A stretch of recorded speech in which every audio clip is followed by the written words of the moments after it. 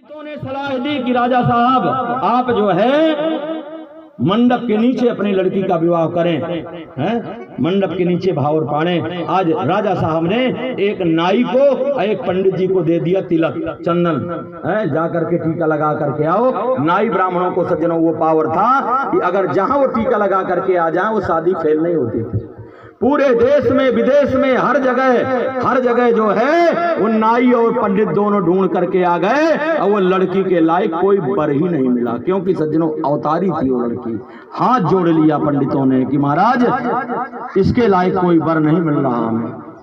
आज ज्यों ही सज्जनों हाथ जोड़ लिया, राजा को बड़ा दुख हुआ और राजा ने अपने यहाँ के विद्वान पंडितों को बुला करके लड़की की दिखाई जन्म पत्रिका। 3 जन्म का हाल होता है जन्म पत्री में।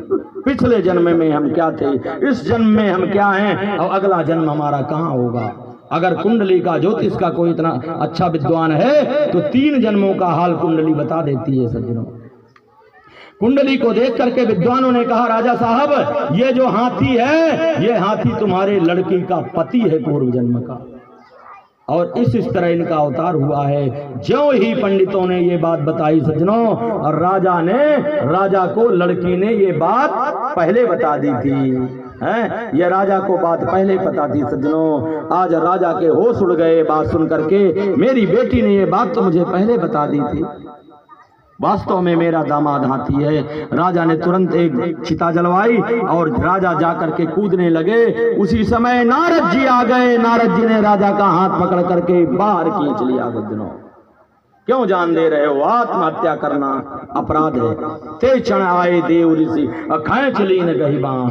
सारी बात राजा ने बताई। वास्तव में मेरी बेटी का पति है हाथी, पर लोग मेरा जीना हराम किए हैं, इसलिए मैं जल करके जान दे दूंगा। नारद जी ने कहा जान मत दो, अगर हाथी को आज भी गुरु महामंत्र दिया जाएगा है भगवान के साथ नाचने में। इसलिए आप सभी लोगों को सुंदर जो है ये दृश्य देखना है। राजा शीत भीष्म को नामे अविदर्भाधिपतिर्महान। राजा भीष्मक हैं, उनके जो है 5 बेटे हैं। 5 बेटों के साथ उनके कोई बेटी नहीं। आज जंगल में एक बार तालाब में बाहर जो है महाराज जो है सवेरे घूम रहे थे। अचानक महाराज ने देखा, महाराज जो है भीष्मक ने देखा कि कमल के फूल में एक सुंदर सी बालिका लेटी हुई है। कमल के फूल से रुक्मणी का अवतार है। जोरदार तालियों से स्वागत करें। कमल के फूल, लक्ष्मी किसी के गर्भ में नहीं आती। लक्ष्मी जो है ना गर्भ में नहीं आती, नारायण तो गर्भ में आ जाते हैं। हमारे समिति के अध्यक्ष राजेश जी चल दिया शादी के लिए, तुरंत रथ लेकर के चल देते हैं सज्जनों। रथ सजा करके ज्यों ही रथ सजा करके चले, द्वारका का गेट खुला, राजमहल का गेट खुला। पंडित जी पीछे बैठे हैं चिट्ठी लिए हुए, भगवान खुद रथ हाँक रहे हैं। और ज्यों ही द्वारका से बाहर निकले, सामने से चले आ रहे थे दाऊ भैया। क्या पता कहाँ गए थे।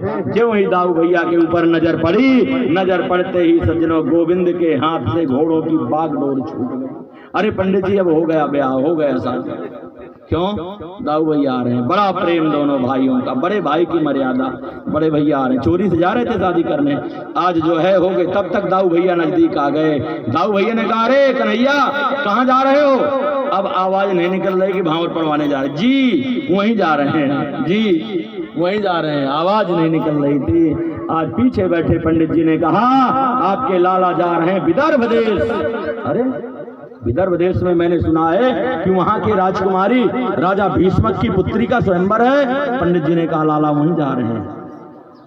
दाऊ भैया ने कहा जाना चाहिए, लाला हमारा बड़ा हो गया है, वहां शिशुपाल जैसे दुष्ट लोग आएंगे। सेनापति की तरफ इशारा किया दाऊ भैया ने। तत्काल सेना सजा करके दाऊ भैया चले और भगवान ने रथ लगा दिया द्वार जो है कात्यायनी देवी मंदिर में, और आ रही हैं पूजा करने रुक्मणी। और रुक्मणी ने पूजा की, गिरिजा से क्या कहा, जय जय गिरिवर राज किशोरी, जय महेश मुख चंद चक, जय जय गिरिवर राज किशोरी, जय महेश हरि चंद